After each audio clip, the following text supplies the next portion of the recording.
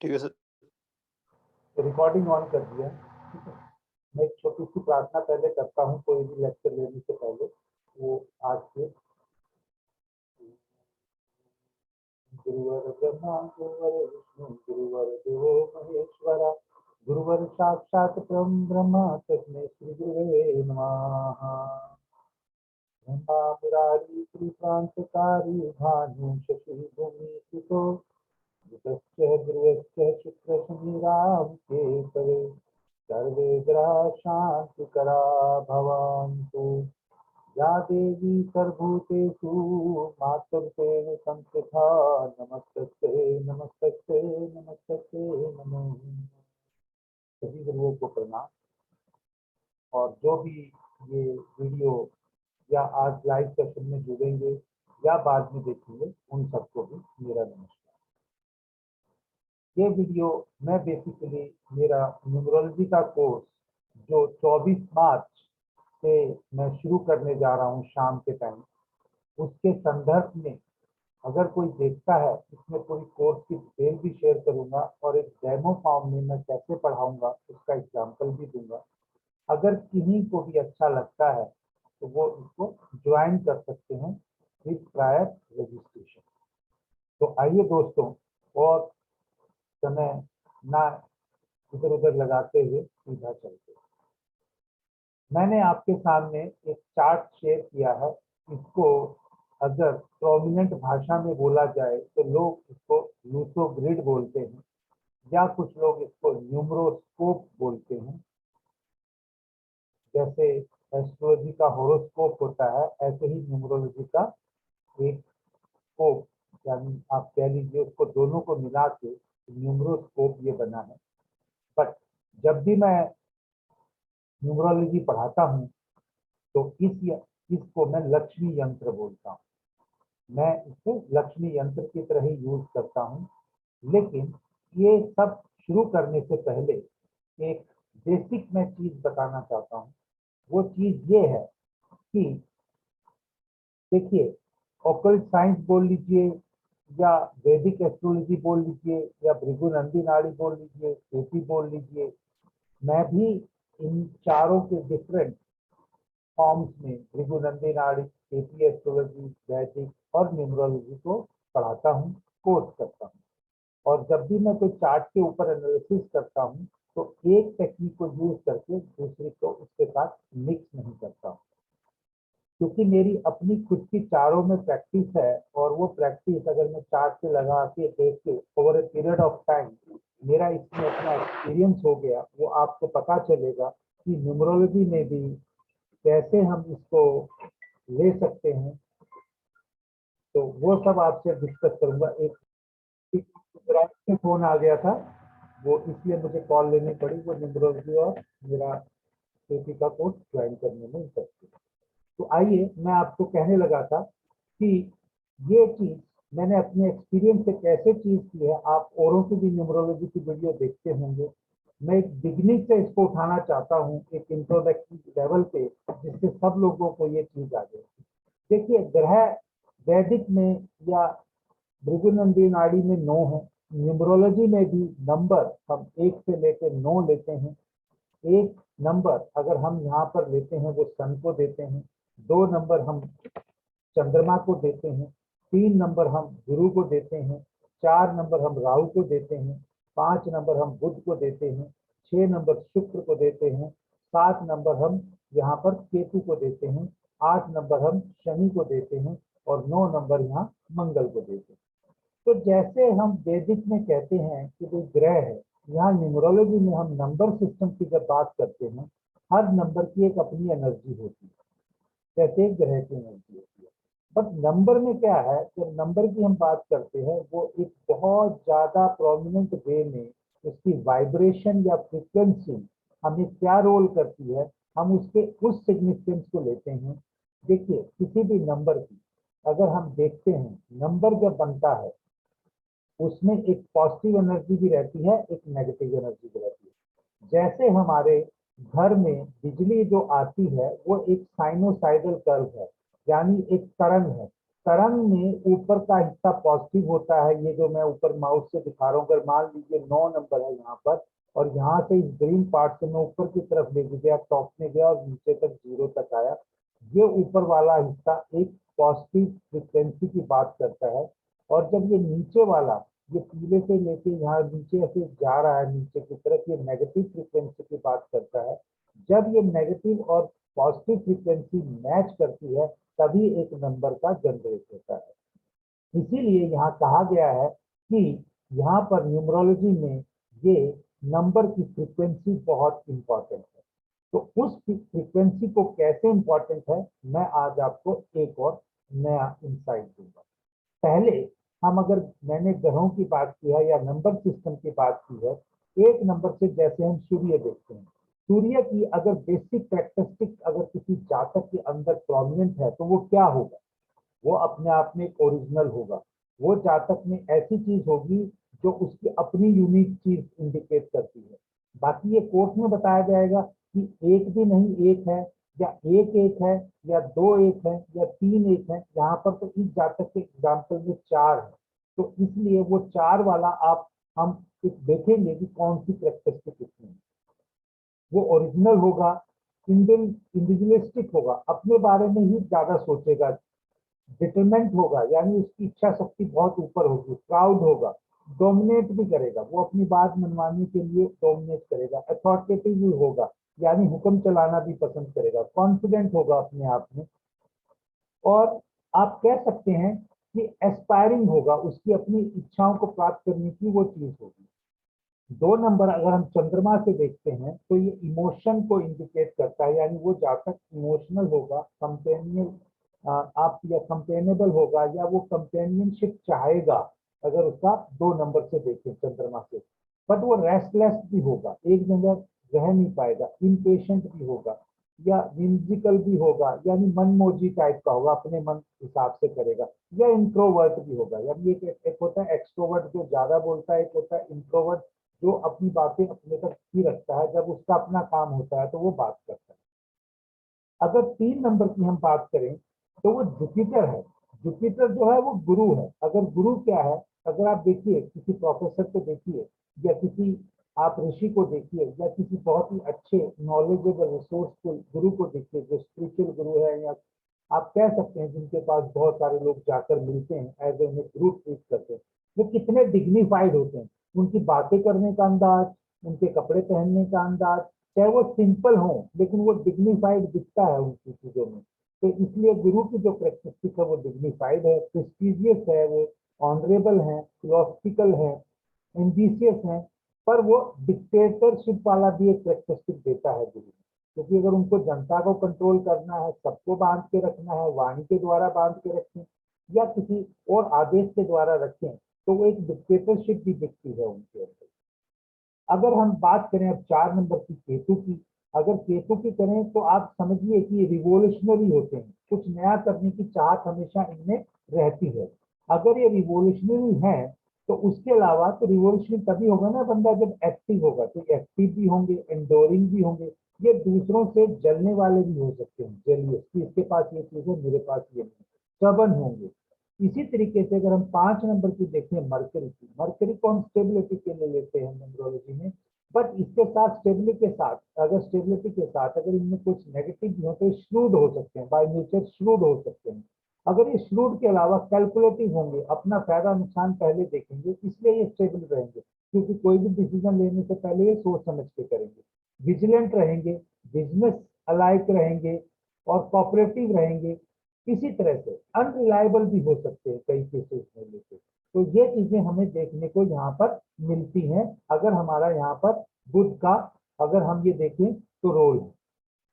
अब इसके अलावा अगर शुक्र की देखें, शुक्र की जो कैरेक्टरिस्टिक है वो प्यार करने वाला होगा, यानी लवेबल होगा, और वो सिंथेटिक होगा, आर्टफुल होगा। बट शुक्र अपने आप में आप जानते हैं कि शुक्र कई चीजों को डिपेंड करता है, तो वो मूडी भी हो सकता है, वो मूड को इंडिकेट करेगा, और वो टाइम्ड होगा, स्ट्रॉन्ग मेमोरी होगी। जिसका शुक्र बहुत अच्छा होता है उसकी यादाश्त शक्ति बहुत अच्छी होती है। अब इसी तरीके से 7 नंबर अगर हम केतु की बात करें तो केतु में क्या है, वो टॉलरेंट होगा, पीसफुल होगा, सिस्टमेटिक होगा, रिसर्च ओरिएंटेड होगा, इसमें भी वो काफी मनमौजी वाली कैरेक्टरिस्टिक हो सकती हैं, या रेस्टलेस भी हो सकता है कुछ चीजों को लेकर। तो सैटर्न जो यहाँ पर है 8 नंबर, ये अथॉरिटेटिव है, मेथोडोलॉजिकल है, सिस्टमेटिक है, अगेन स्टडी है, प्रैक्टिकल है, ये पर अपने आप को थोड़ा सुस्त भी करता है, लेजी है। तो आप अपना क्वेश्चन पूछ लीजिए अशोक जी, अनम्यूट करके। सर ये 4 नंबर आपने राहु बताया था पहले? हाँ 4 नंबर राहु। अच्छा, सर आप उसमें 4 में केतु बता रहे थे सर, मुझे लगा 4 में नहीं, केतु है। 7 नंबर केतु। अच्छा 7, ठीक है सर। अभी मैं अभी 8 पे आ रहा हूँ ना, 8 तक आ गया ना, सैटर्न तक, एक एक करते हुए अभी सैटर्न का चल रहा है, ठीक है। अभी म्यूट कर ठीक है सर। लीजिए, म्यूट कर लीजिए, फिर बाद में बात करते हैं, ठीक है। अगर मेरे से बाई चांस अगर केतु वैसे निकल गया, और मैं ये नहीं कहता, लेकिन अगर अभी फिलहाल जो मैंने कैरेक्टरिस्टिक सैटर्न से पहले बताई वो 7 नंबर केतु की बताई, वीडियो को दोबारा सुन लीजिएगा, यूट्यूब पे रहेगा, ठीक है। अगर मेरे से रहा तो मैं उसके लिए माफी चाहूंगा, वो केतु के लिए। ओके, आगे चलते।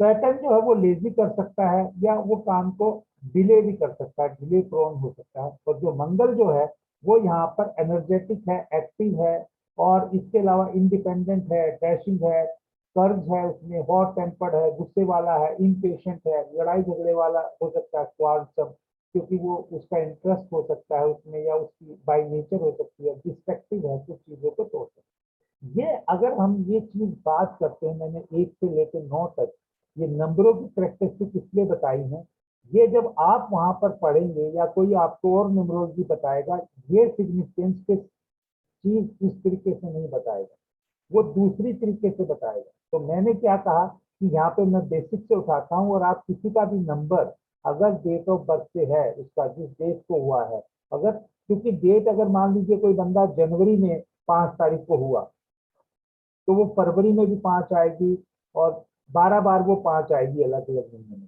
मेरा ऐसा मानना है कि 5 नंबर वाले बंदे अगर वो 12 महीने में अलग अलग पैदा हुए हैं तो वो अलग होंगे, उनका नेचर अलग होगा। शुरू का हो सकता है 20 से 25% उनका सेम है, लेकिन अगर 12 महीने अलग हैं तो आप समझिए कि 12 टाइप की डिफरेंट कैरेक्टरिस्टिक उनमें जरूर इंडिकेट या सेपरेट करने के लिए दिखनी चाहिए एक एस्ट्रोलॉजर को। अब वो कैसे दिखेंगी? वो ऐसे दिखेंगी, आप मान लीजिए हमारे यहाँ हिंदुस्तान में, या आप कह लीजिए हमारे एस्ट्रोलॉजी के अंदर किसी भी प्रकार से, चाहे वैदिक है, चाहे कुछ भी है, चाहे न्यूमरोलॉजी है, क्योंकि ये सब उठा तो वैदिक से ही है ना, जहाँ से उन्होंने एक रेफरेंस लेकर उसको उठाया है। उस रेफरेंस के हिसाब से आप देखिए कि हर बार हमारे यहाँ पर 14 तारीख को मकर संक्रांति बनती है, यानी 14 जनवरी को सूर्य जो है वो मकर राशि में आ जाते हैं, इसलिए उसको मकर संक्रांति बोलते हैं। तो ये डिफरेंट एक महीना का जो रेशियो निकलता है उसके हिसाब से चलेगा।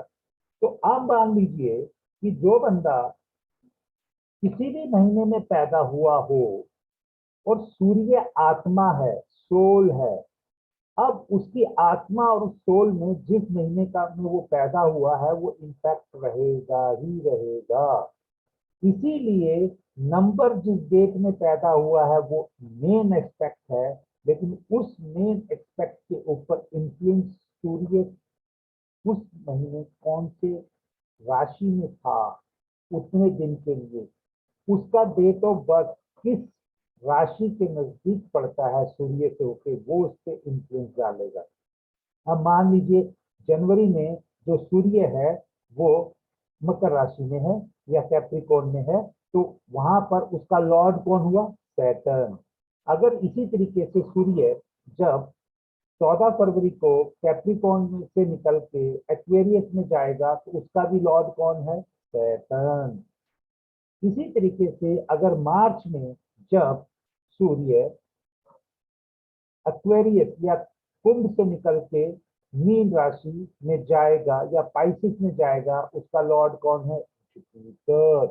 तो इसका मतलब ये जो मैंने यहाँ पर बोला है 1 से 9 नंबर के ग्रहों के साथ साथ उसकी डेट के हिसाब से किस उस प्लेनेट के इंफ्लुएंस के साथ साथ वहां पर सन जिस राशि से गोचर कर रहा है उस राशि में उसके जन्म के टाइम पर उसके हिसाब से भी उसको बहुत प्रोमिनेंटली रोल अदा करना है। ये मेरा एक सेपरेट कंसेप्ट है जो मैं इसमें न्यूमरोलॉजी में लगाता ही लगाता हूँ और मुझे इससे बहुत ही अच्छे रिजल्ट मिलते हैं। अब जो आते हैं प्रैक्टिकल चीज पे, जैसे बाकी सब एस्ट्रोलॉजर पढ़ाते हैं या जो न्यूमरोलॉजी पढ़ाने वाले करते हैं, वो सबसे पहले डेट ऑफ बर्थ लेंगे।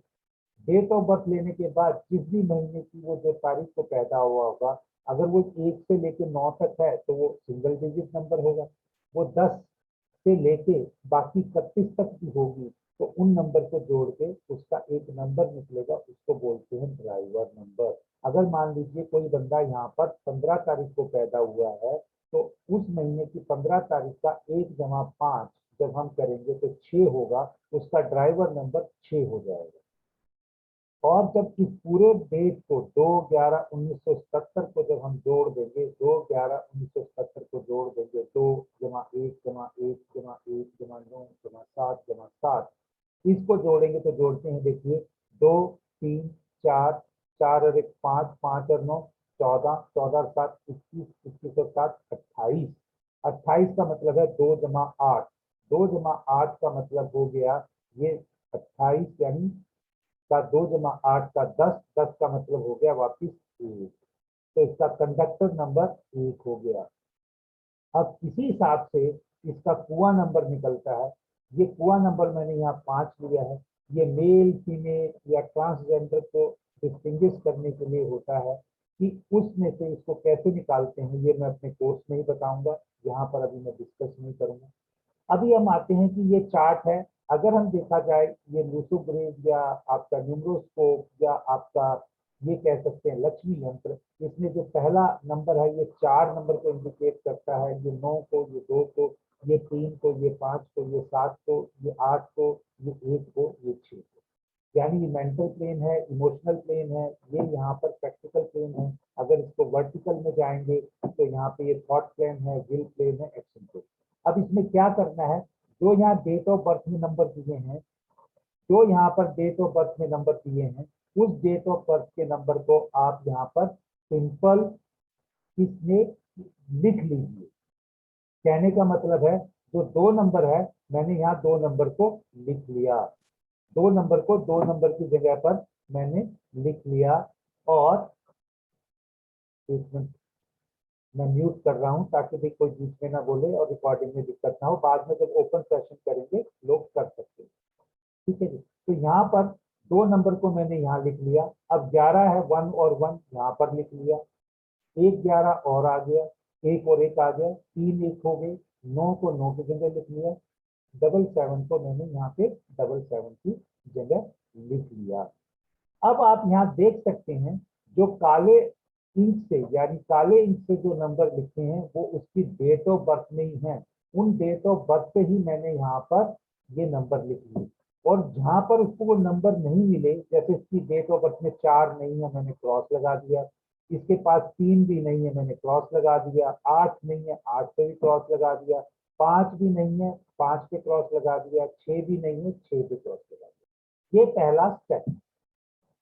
दूसरा स्टेप, इसमें ड्राइवर नंबर, कंडक्टर नंबर और कुआं नंबर को हमने लिखना।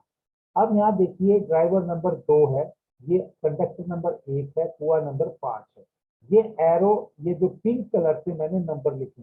अब इसका रीजन, ये ड्राइवर नंबर 2 मैंने यहाँ पे क्यों नहीं लिखा है, ये मैं फिर अपने कोर्स में लेक्चर में बताऊंगा। अब ये डेमो वीडियो है, सिर्फ ये मान लीजिए कि इसकी एक वजह है, जब कोई ऐसी सिचुएशन हो जाती है तो उसको हम लेते नहीं। बट यहाँ पर मैंने 1 और यहाँ पर 5 लिखा है। ये नंबर लगाने से फिर समझो इसके पास ये बाई बर्थ की नंबर मिल गई। अब भी इसके पास 1 2 3 4 खाने ऐसे खाली रह गए जहाँ पे इसके पास नंबर नहीं है। भगवान ने बहुत ही सोच समझ के हर किसी के जीवन में कुछ ना कुछ नंबर की कमी रखी है। तो एक आधा ही लाखों में पुरुष होगा या महिला होगी जिसकी बर्थ में ये सारे नंबर पूरे होते होंगे, नहीं तो हर किसी के, और खासकर जब से 21वीं सदी हुई है शुरू, तो ये नंबरों का मैक्सिमम खाली रहना तय है। तो लेकिन अगर जो पहले 1900 सदी में पैदा हुए होंगे, उनके पास 1 और 9 तो मिलता ही था। जो 2000 में हुए तो उनके पास 2 ही मिल रहा है, 0 तो लिखते नहीं इसमें। तो ये सब चीजें भी यहाँ पर बहुत इंपॉर्टेंट रोल प्ले करती हैं।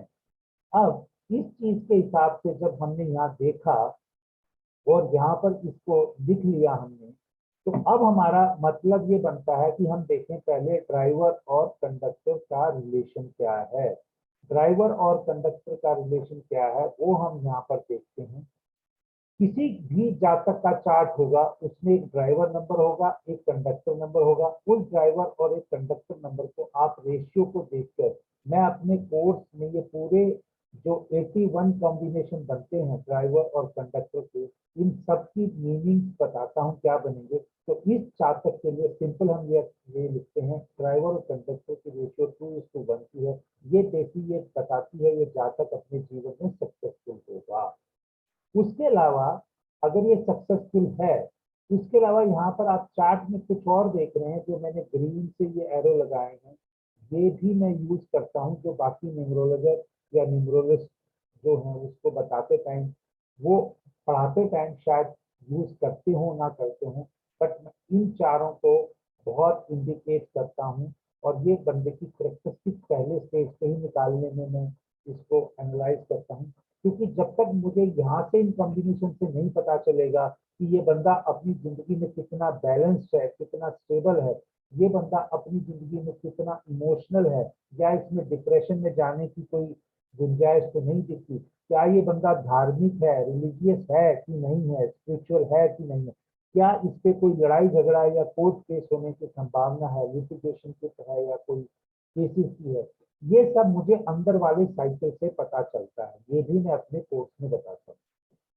पहले नंबर डाले, नंबर में जो प्रोमिनेंट होगा ऑब्वियसली उसकी करेक्टरिस्टिक उसके जीवन में होगी। तो यहाँ पर जैसे इसके पास 4 1 हो गए, तो ये 4 1 वाली यानी सूर्य वाली इसमें करेक्टरिस्टिक प्रोमिनेंट होगी। और यहाँ पर एक बात और मैं बताना चाहता हूँ कि न्यूमरोलॉजी में जितने ज्यादा नंबर हों, अगर अधिक संख्या में नंबरों का रिपीटेशन हो, वो एक अच्छी बात नहीं है। वो अच्छी बात इसलिए नहीं है कि वो रिजल्ट तो कुछ देंगे, लेकिन उस रिजल्ट के साथ साथ कुछ नेगेटिव चीजें भी देंगे। ठीक, हमारे यहाँ एक कहावत है, एक से भले दो। तो मैं ये कहता हूँ एक से भले दो तक तो ठीक है नंबर, बट जैसे ही वो 2 से 3 होंगे, उनकी डिस्टर्बेंस शुरू हो जाएगी, वो नेगेटिव रिजल्ट की तरफ जाएंगे। 1 होने से उनके जीवन में कुछ कमी रहेगी, लेकिन नेगेटिव नहीं जाएगा। 2 होने से पॉजिटिव रिजल्ट आने की अधिक संभावना अराउंड 100%। लेकिन जैसे ही वो 3 हुए, तो वो संभावनाएं तो वो दिखाएगा 1000% की, लेकिन देगा आपको 50%।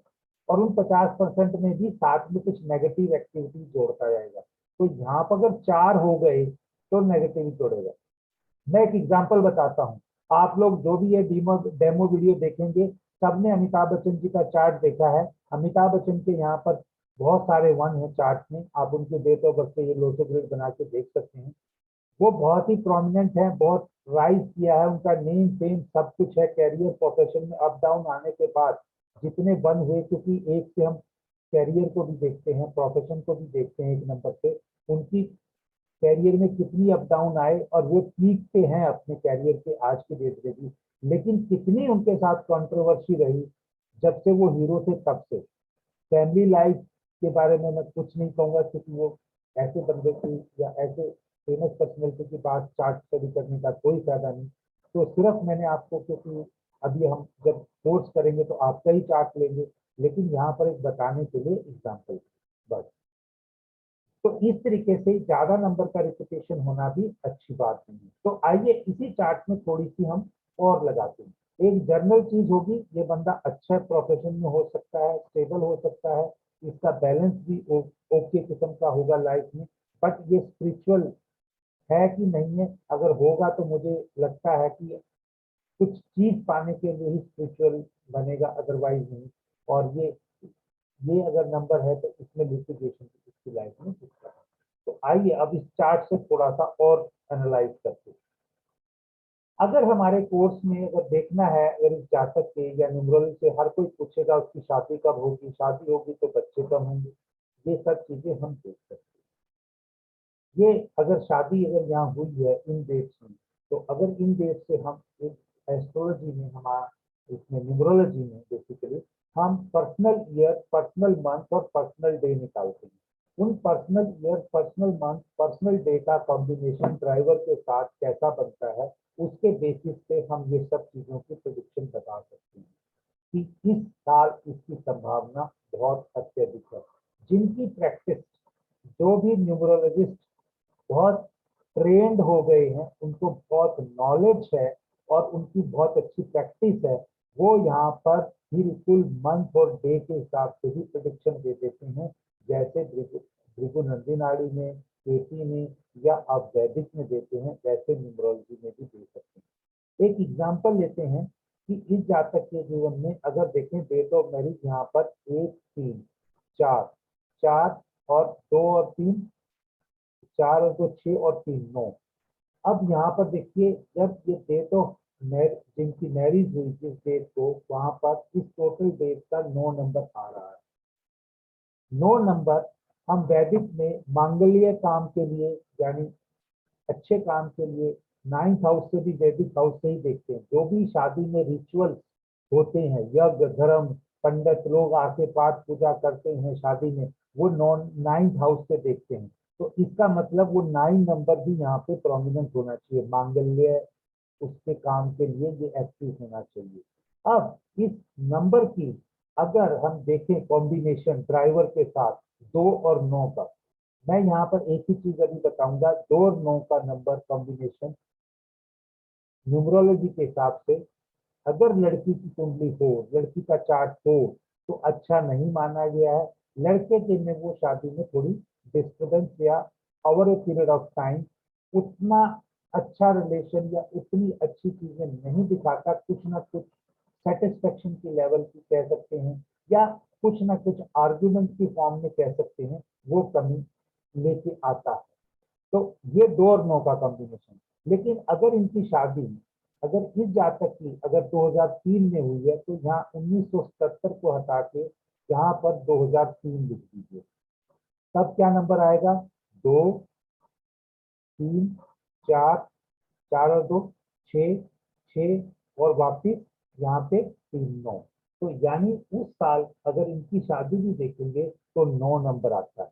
और इस डेट का भी अगर हम देख रहे हैं तो क्या आता है? 1 और 3 4, 4 और 2 6 और 3 9, 9 का प्रोमिनेंट है। तो इस तरीके से हम कह सकते हैं कि जब शादी होनी है और इसके साथ इनका पर्सनल ईयर तो ये आ गया, अगर हमें मान लीजिए इसमें पर्सनल मंथ भी निकालना हो, पर्सनल मंथ में कहीं ना कहीं इनके जो शादी के लिए हम सेकंड नंबर देखते हैं, ये सेकंड को देखते हैं, वो भी एक्टिवेट होना चाहिए। और इस जातक का तो ड्राइवर नंबर ही 2 है, ड्राइवर नंबर 2 है, 2 को पैदा हुआ है, तो 2 और 9 को ये जोड़ता है। इस तरीके से हम नंबरों के बीच को देख के हम देख सकते हैं। सिमिलरली अगर मैं यहाँ पर एक ही चीज बताना चाहूंगा चाइल्ड बर्थ के लिए, अगर 7th है, जो 7 नंबर है, वो इंडिकेट करता है क्रिएटिविटी को या चिल्ड्रन को। इसके जातक होंगे कि नहीं? अगर हस्बैंड वाइफ की मैरिज होती है तो उसके बाद रिलेशनशिप भी क्रिएटिविटी के अंदर ही आता है और क्रिएशन के अंदर आता है, तो चाइल्ड भी यहाँ क्रिएट होता है। अब ये चाइल्ड क्रिएट लड़का होगा या लड़की होगी, ये भी एक कॉम्बिनेशन है जो यहाँ पर मैं एक बता सकता हूँ कि बाकी तो आगे कोर्स में बताएंगे। 7 और 4 का कॉम्बिनेशन लड़का देगा, 7 और 3 का कॉम्बिनेशन लड़की देगा। तो हम यहाँ से भी ये पता कर सकते हैं। दूसरी बात, प्रोफेशन के लिए या कम्युनिकेशन के लिए हम एक नंबर को बहुत प्रोमिनेंट रोल करते हैं। ये मैंने अपने कम्युनिटी पोस्ट पे क्वेश्चन भी डाला था कि अगर एक नंबर सूर्य को इंडिकेट करता है, एक नंबर सैटर्न को करता है, लोगों ने 1 और 8 का प्रोफेशन के लिए बहुत इंपॉर्टेंट बताया था। बट न्यूमरोलॉजी में ऐसा नहीं है। अगर न्यूमरोलॉजी में अगर देखना है तो इसका कॉम्बिनेशन प्रोमिनेंटली अगर मैं देखता हूँ तो या तो 6 नंबर के साथ है या 5 नंबर के साथ है। अगर 1 और 6 का और या 1 और 5 का कॉम्बिनेशन है, 1 और 5 का उसको पीस देगा, स्टेबिलिटी देगा, लेकिन 1 और 6 का उसको प्रोफेशन में पैसा देगा। तो इस तरीके से अगर प्रॉपर्टी देखनी है तो इसमें अब आते हैं कुछ चीजों को बताने के लिए। 4 और 3 ये वुड एलिमेंट को इंडिकेट करता है, 1 वाटर एलिमेंट को इंडिकेट करता है, 9 फायर एलिमेंट को इंडिकेट करता है, 7 एंड 6 ये मेटल एलिमेंट को इंडिकेट करता है, 2, 5, 8 अर्थ एलिमेंट को इंडिकेट करता है। अगर 2, 5, 8 अर्थ एलिमेंट को इंडिकेट करता है तो जो प्रॉपर्टी है वो अर्थ के फॉर्म में ही होती है, तो यहाँ पर इसका कॉम्बिनेशन होना चाहिए। अब इसके पास 2 भी है, 2 आप कह सकते हैं प्लॉट जमीन जायदाद वाली है, और 5 नंबर उसको संभाल के रखने वाली है, 8 नंबर कंस्ट्रक्टेड प्रॉपर्टी है। तो इस तरीके से 2, 5, 8 का कॉम्बिनेशन अगर स्ट्रॉन्ग हो तो वो बस जाकर हमेशा प्रॉपर्टी का मालिक होता है। लेकिन मैंने एक चीज देखी है कि अगर यहाँ पर अर्थ एलिमेंट में भी अगर 8 नंबर मिसिंग हो, तो 8 नंबर मिसिंग हो तो अगर ये जातक ऐसा मकान लेगा भी, तो अगर ये खुद का मकान भी कंस्ट्रक्ट करके बनाएगा तो ये ग्राउंड फ्लोर पे इसका बेडरूम नहीं होता, ये सोएगा फर्स्ट फ्लोर पे।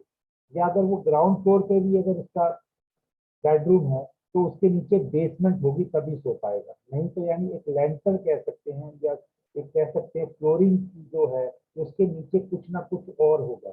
ये नहीं है कि वो जमीन से जुड़ा हो, क्योंकि जमीन से जुड़ने के लिए ये 2, 5, 8 एक्सेस कंप्लीट होनी चाहिए। तो ये बात बताई रेमेडी। अब मैं रेमेडी की बात आने से पहले आपको एक चीज और डिस्कस करना चाहूंगा, फिर मैं आपको बताता हूँ। मैं अपने कोर्स के अंदर जो अभी तक कोई और लोग नहीं करते हैं, वेरिफिकेशन के लिए मैं यहाँ पर नेटिव के वैदिक चार्ट के साथ न्यूमरोलॉजी को भी कोरिलेट करता हूँ। देखिए अभी पहले न्यूमरोलॉजी देखते हैं, ये और चार्ट है जिसमें ये इमोशनल प्लेन जो कंप्लीट नहीं हो रहा, लेकिन इसमें बहुत सारे नंबर ऐसे हैं जो टेक्निक में बताऊंगा, वो नंबर अपने आप को जनरेट और डी जनरेट करते हैं फॉरवर्ड डायरेक्शन में और बैकवर्ड डायरेक्शन में। उन नंबरों की वजह से वो यहाँ पर नंबर ऐसे आ जाते हैं जब जातक को वैसे पता नहीं होता, लेकिन हमारे कोर्स को जब करते हैं तो उनको पता चल जाता है कि किस नंबर की वजह से ये यहाँ पर दिखता है। स्टेबिलिटी नहीं दिखती है अभी, ये नहीं दिखता कि इमोशनल नहीं है, लेकिन इनके जो नंबर जनरेट होते हैं उस नंबर के जनरेट होने से फॉरवर्ड डायरेक्शन वाला पॉजिटिव नंबर देगा या बैकवर्ड वाला नेगेटिव देगा, उसी हिसाब से या फॉरवर्ड बैकवर्ड वाला पॉजिटिव देगा या फॉरवर्ड वाला पॉजिटिव देगा। ये नेगेटिव पॉजिटिव का मैं अपने कोर्स में बताऊंगा। तो ये जा तक के आप कह सकते हैं कि जीवन में स्टेबिलिटी है कि नहीं है, ये कोर्स में द्वारा बताता हूँ मैं हर किसी के चार्ट के द्वारा। बट इस केस में अगर 5 नंबर नहीं है किसी के पास, एक एग्जाम्पल फॉर्म में बता रहा हूँ, 5 नंबर नहीं है तो उसके जीवन में अनस्टेबिलिटी किसी न किसी कारण को लेकर हो सकती है। अब इसकी देखिए यहाँ 7 नंबर है, 7 नंबर क्रिएटिविटी और चिल्ड्रन है, तो यहाँ पे चिल्ड्रन का इशू हो सकता है। अब चाइल्ड इनके पास है, चाइल्ड का मतलब चाहे लड़का है चाहे लड़की है, वो बाद में डिस्कस करेंगे तो बताऊंगा। अब आप इसी से देखिए, अगर यहाँ पर देखते हैं तो यहाँ पे चिल्ड्रन का देखेंगे तो 9th हाउस में शुक्र बैठा हुआ है और गुरु की राशि में बैठा हुआ है, तो दिखता है, अच्छा तो दिखता है। तो इसी तरीके से कैसे हम इसमें बगैर इतनी कैलकुलेशन किए हुए, या इनकी मैरिज लाइफ कैसी होगी, या इनका बिजनेस का कैसा स्टेटस होगा, वो सब भी कोरिलेट करके मैं यहाँ बताता हूँ।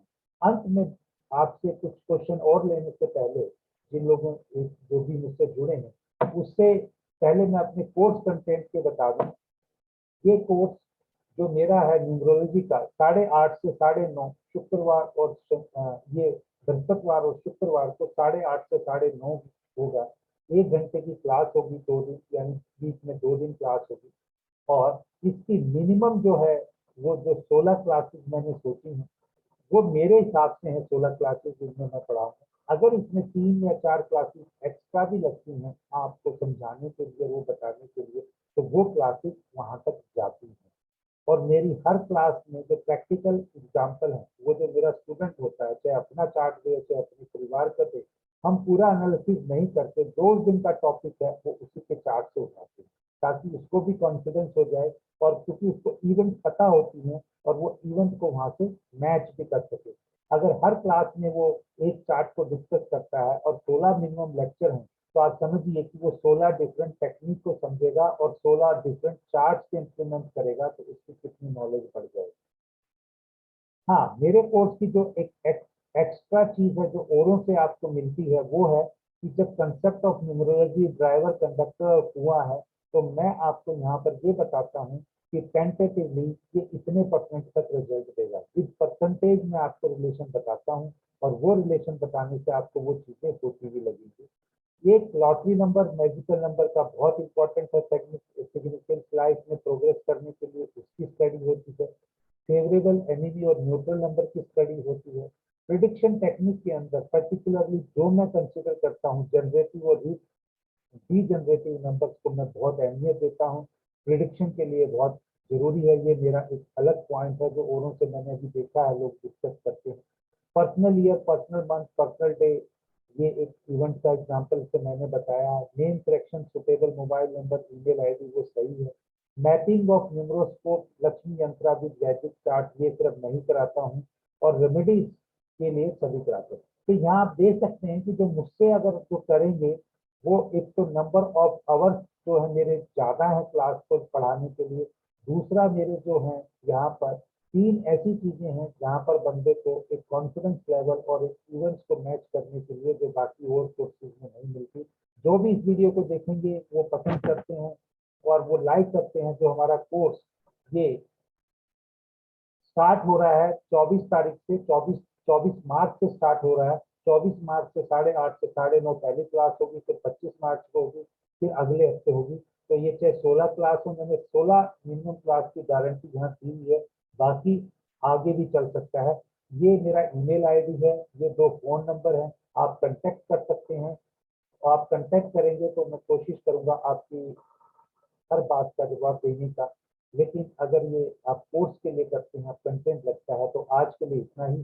फीस मेरी 9,000 रुपये है, जो एडवांस में देगा और जो उसको 2 हिस्सों में देगा, तो इसमें उसकी 1,000 रुपये और एक्स्ट्रा होगी, यानी वो 5,000 की तो इंस्टॉलमेंट देगा। एक महीने, एक पहले कोर्स शुरू होने से पहले, और एक जब 4 वीक के बाद, 4 वीक से पहले, तो उसकी 10,000 रुपये फीस है।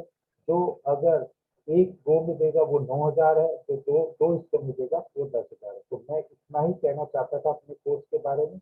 और अगर अभी मेरे साथ अशोक नेगी जी जुड़े हुए हैं, अगर वो कुछ क्वेश्चन पूछना चाहते हैं तो पूछने, जो बाकी लोग देख रहे हैं वो जाके यूट्यूब पे पोस्ट करेंगे, तो मैं कमेंट सेक्शन में जाके उनके जवाब देने की कोशिश करूंगा over a period of time. लेकिन जी आपका कोई क्वेश्चन है तो पूछ लीजिए प्लीज। सर एक क्वेश्चन था। हाँ जी। सर जैसे आजकल ट्रेंड चल रहा हुआ है कि असली डेट ऑफ बर्थ कुछ और है और रजिस्ट्रेशन में कुछ और करवाया है, तो सर उसका कोई इम्पैक्ट होता है? हाँ जी, क्योंकि असली डेट ऑफ बर्थ नहीं पता चलेगा तो इवेंट मैच नहीं होंगे। देखिए, न्यूमरोलॉजी में क्या फर्क है, न्यूमरोलॉजी और वैदिक एस्ट्रोलॉजी या जो दूसरी चार्ट में आप क्या फर्क है मैं आपको बता देता हूँ। अगर वैदिक के अंदर आपको टाइम भी एक्यूरेट चाहिए, डेट के साथ टाइम भी चाहिए आपको चार्ट बनाने के लिए, प्रिडिक्शन करने के लिए। न्यूमर और आपका भृगुनंदी नाड़ी में भी आपको दिन का करने के लिए टाइम की इतनी ज्यादा जरूरत नहीं है। तो आपका न्यूमरोलॉजी में भी आपको हमें टाइम की बिल्कुल जरूरत नहीं है। जैसे मैंने चार्ट देख रहे होंगे, ये जो चार्ट यहाँ लिए हैं, यहाँ पर एक मिनट, मैंने सिर्फ डेट ही लिखी है, यहाँ पर डेट ही लिखी है, टाइम नहीं लिखा है। तो हाँ सेम जी, हाँ जी। थिंग इसमें, अगर इस चीज में अगर मान लीजिए अगर वो डेट कहता है, अगर वो 2 की जगह वो कहता है कि भाई मेरा तो 25 तारीख को पैदा हुआ, नवंबर की जगह वो कह देता है मैं जनवरी को पैदा हुआ, 1977 की जगह कह देता है 1978 में हुआ, ठीक है, तो वो ताकसों की डेट मैं बता रहा हूँ और एक्चुअल डेट उसकी है, तो असली प्रिडिक्शन यहाँ से नहीं आ पाएगी। अब आते हैं कि अगर जो बंदा अगर एक्सपर्ट है या उसको कुछ ऐसी टेक्निक पता है, कुछ लोग हाथ देख के भी चार्ट बनाते हैं। जी सर। पामिस्ट्री में उनको कुछ नहीं पता होता, वो सिर्फ हाथ देख के चार्ट बना देते हैं, करेक्ट बना देते हैं आपको, तो हाँ जी सर। वो पामिस्ट्री में है। सेम वे अगर आप न्यूमरोलॉजिस्ट के पास जाएंगे, वो ट्रेंड है, नॉलेजेबल है, उसकी अच्छी खासी एक्सपीरियंस है, वो आपको चेहरे को देख के बता देगा कि ये डेट आपको आप इस डेट के हो ही नहीं सकते। ठीक है, अब ये डेट तो ऐसे पता चल जाएगी टेंटेटिवली, अगर कोई चीज अगर हमसे छुपा रहा है या कुछ ट्राई कर रहा है। ठीक है, दूसरी बात है कि भाई मान लीजिए उसका कंडक्टर नंबर है, वो डेट का टोटल करने से ही आता है। टोटल कंडक्टर नंबर तो डेट का हाँ टोटल जी। करने से आता है। अगर उस डेट को टोटल करने से उसका कंडक्टर नंबर आया, तो ड्राइवर और कंडक्टर का जैसे मैंने रिलेशन बताया सक्सेसफुल है। अब ये बंदा तो एस्ट्रोलॉजर के पास या किसी भी बंदे के पास जाएगा, मैं एग्जांपल के ले रहा हूं, ये तो और जो इसके पास है उनसे ज्यादा चीज लेने के लिए जाएगा। आज मान लीजिए ये करोड़पति है, थोड़ी देर की हाँ बात, जी। तो ये अरबपति बनने के लिए रेमेडी लेने के लिए जाएगा। ठीक है, और किसी एस्ट्रोलॉजर के पास ही अपनी धन दौलत कम करवाने तो जाएगा नहीं। ठीक है, ठीक है सर। सेम सेम वे अगर मेरे पास कोई बंदा आएगा, मैं देखूंगा उसकी करेक्टरिस्टिक के साथ ये कॉम्बिनेशन बन ही नहीं रहा, तो मुझे पता चल जाता है इसकी करेक्टरिस्टिक में क्या चीजें प्रोमिनेंट है।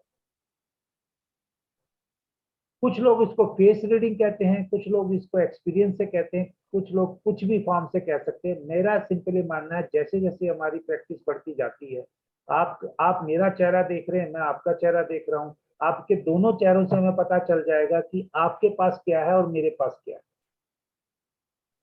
हो सकता है आपके पास ज्यादा पैसा हो सकता है मेरे पास ज्यादा चैन हो, पीस मतलब, या हो सकता है कि मैं अभी मेहनत करने की कगार पे हूँ, हो सकता है कि आप इस टाइम पे सुस्त हुए हो। ठीक है, अब आप देख लीजिए, मैं सिंपल बताता हूँ कि ये कोई जातक है आज की डेट में, जैसे हम पहले कहते हैं कि दाढ़ी रखते हैं ना सब लोग, आजकल हाँ दाढ़ी जी। रखने का ट्रेंड है। ठीक है, दाढ़ी वो आप क्रिकेटर को देख लो या कोई स्पोर्ट्स पर्सन को देख लो, सबने पिछले पिछले 5-6 साल से दाढ़ी रखी हुई है। हाँ जी। ठीक है, दाढ़ी में मैं ये देखता हूँ या तो सैटर्न प्रोमिनेंट होगा या राहु प्रोमिनेंट होगा। हाँ जी। तो पहली बात तो हमें यही पता चल गया, सैटर्न प्रोमिनेंट है तो 8 नंबर है, राहु प्रोमिनेंट है तो 4। 4 नंबर है। अब वो दाढ़ी के साथ सुस्त है, तो सैटर्न प्रोमिनेंट है और एक्टिव है, और उसके हाथ ज्यादा चल रहे हैं, हाथों से एक्सप्रेशन दे रहा है, तो राहु प्रोमिनेंट। समझ गए और सर मेरी बात? ये कई बार सर, जैसे कि आपने कहा कि ये एक्सप्रेशन देख के भी होता है, हाँ, लेकिन सर अगर चार्ट में अगर मिसिंग है नंबर ये, तो उसका क्या कुछ लॉजिक?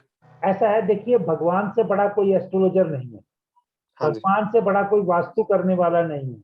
भगवान से, जहां भगवान ने जन्म दिया है कर्मों के हिसाब से लोकेशन करके उसने वो सब बंदे को दिए हुए हैं, लेकिन वो दिए हुए हैं, जब बंदा जब जन्म लेता है तो 25% ही वो तय है। पिछले जन्म पिछले वर्ष के हिसाब से कर्मों के हिसाब से उसको एक लोकेशन मिल गया। अब वो अपनी कर्म सुधारना चाहता है तो मेहनत करके कर्म सुधार सकता है। जैसे मैं सभी को अपने कोर्सेज में एग्जांपल देता हूँ कि हमारी हिंदू समाज में कहानी बड़ी प्रचलित है, जब लोग करवा चौथ रखते हैं, औरतें करवा चौथ रखती हैं अपने पति की लंबी उम्र के लिए। कुंडली में तो हाँ जी। सत्यवान की उम्र लिखी हुई थी कम, तो वो मर गया, शादी होते ही मर गया। लेकिन हाँ जी। लेकिन उसकी पत्नी ने करवा चौथ का व्रत करके, तपस्या करके, या आप कह लीजिए अपने कर्म करके इसके उसकी उम्र बचा लाए ना। तो इसका मतलब मैं एग्जांपल यही देता हूँ, क्यों देता हूँ, कि अगर आप कर्म इस जीवन में करेंगे उसका कुछ ना कुछ तो फल आपका एनहेंस होगा ही ना। जी। तो कर्म जो है, और इंसान का जब भी किसी बंदे को, जीव को, किसी भी जीव को अगर जन्म मिला है, वो कर्म करने के लिए ही मिला है। अगर मान लीजिए मैं कल कल को कोई और कुछ काम कर रहा था, आज मैं अगर एस्ट्रोलॉजी में कर रहा हूँ, और एस्ट्रोलॉजी में अभी औरों के मुकाबले चाहे नया भी हूँ मान लीजिए, और उस चीज को मैं अगर मेहनत करके कर रहा हूँ, तो ये मेरे कर्म में है ना। बगैर कर्म के मैं एस्ट्रोलॉजी तो नहीं कर सकता ना। नहीं तो मैं इंजीनियरिंग प्रोफेशन का था, एक कॉलेज में पढ़ाता था, और एस्ट्रोलॉजी में आना, तो ये कर्म के बगैर नहीं कर सकते। आप भी अगर मेरे से जुड़े हैं और लोग नहीं आए, मैं यूट्यूब पे डालूंगा, तो कहीं ना कहीं ये सब चीजें हमारे कर्म को इंडिकेट करती हैं। तो कर्म प्रधान है, कर्म रखिए। मेरा एक ही चीज है, मैं सभी को कहता हूँ, एनर्जी पॉजिटिव रखिए, आपको पॉजिटिव इवेंट्स होती हुई दिखाई देंगी।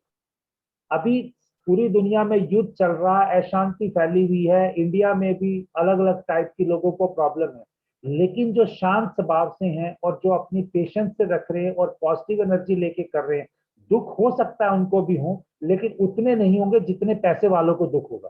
पैसे वालों को इस टाइम पे ऐसी चिंता है, कल को युद्ध हो गया तो हमारे पैसे चले जाएंगे, हम क्या करेंगे। जिसके पास नहीं है वो शांति से वो ये तो बैठा है कि मैं तो कल भी रोटी खा रहा था, आज भी रोटी खा रहा हूं।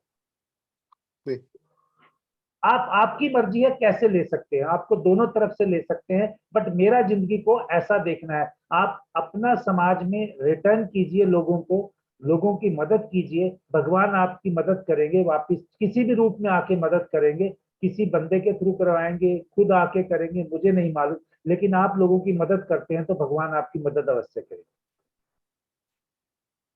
हाँ जी। जी सर। और सर मैंने वही आपके भी वो देख के अपना लो शो ग्रिड वाला वो बनाया था सर। 7 और 9 का कॉम्बिनेशन, जैसे कि 7 ड्राइवर है और कंडक्टर 9 है, इसका करेक्ट, नेगेटिव पॉजिटिव करेक्ट है आपका, करेक्ट है। मतलब नहीं, मैं आपको कह रहा हूँ आपकी डेट से आपने निकाल लिया, करेक्ट है। किस डेट को पैदा हुए थे आप? सर 16 आया। 16 तारीख को पैदा हुए, तो ड्राइवर तो आपका 100% 7 बन गया। हाँ जी, ठीक है, केतु। और पूरी डेट ऑफ बर्थ को जोड़िए, 1 और 6 7 हो गया। हाँ जी, 1 और 6 फिर 7 12 आ गया। है, 7 और प्लस 1 8, 8 प्लस 2 10 आ गया। फिर 1997 आ गया सर। निश्चित कहाँ तक पहुंच गए थे हम? 7 प्लस, एक मिनट, 7 प्लस 16 तारीख बताई ना आपने, 1 जमा 6 7, हाँ जी, 7 हाँ जी। जमा 1 8, 8 जमा 2 10, 10 और 1 11, 11 और 9 20, और आगे क्या है? 9, 20 और 9 29 20 और 9 29, 29 और 7 7 29 36, यानी 36 का 9 आ गया। चलिए 6 और आप 3 मुझसे, 9। हाँ आप हाँ जी। मुझसे जुड़े हैं तो आपको बताना मेरा फर्ज है कि 7 और 9 आपको क्या देगा। 7 और 9 आपको ये बताता है कि अगर आप टीचिंग के प्रोफेशन में जाएं, या एस्ट्रोलॉजी के काम में जाएं, या आप रिसर्च के काम में जाएं, जहां पे कोई रिसर्च होती है। रिसर्च का मतलब खाली ये नहीं है कि इंजीनियरिंग में जाओगे या डॉक्टर बनोगे तो रिसर्च होगी, एग्रीकल्चर में भी रिसर्च होती है। जैसे आप, जहां तक मुझे पता है, आप मुझसे काफी पीछे जुड़े थे जब आप मेरे मंगलवार के सेशन में होता क्वेश्चन पूछे थे, तो आप हाँ मान जी। लीजिए, अगर मान लीजिए नॉन टेक्निकल पोस्ट है आपकी, आप मान लीजिए क्लरिकल पोस्ट पे हैं, तो आपको किस डिपार्टमेंट में जाना चाहिए? जैसे एग्रीकल्चर डिपार्टमेंट है, उसमें ही क्लर्क की नौकरी कर लो, या मतलब एक कंप्यूटर ऑपरेटर की नौकरी कर लो, या डॉक्यूमेंट वाली कर लो, तो आपको शांति मिलेगी। अब जैसे आप किसी वकील के साथ बैठते हो, तो किसी एस्ट्रोलॉजर के साथ जुड़ जाओ, उसका कोई काम पकड़ लो जो आपको आता है, उसकी मदद कर सकते हो, तो आपको शांति मिल जाएगी। मतलब छोटे से छोटी चीज करो, आप नग पहन लोगे, मेरे हाथ में तो कुछ नहीं है भाई,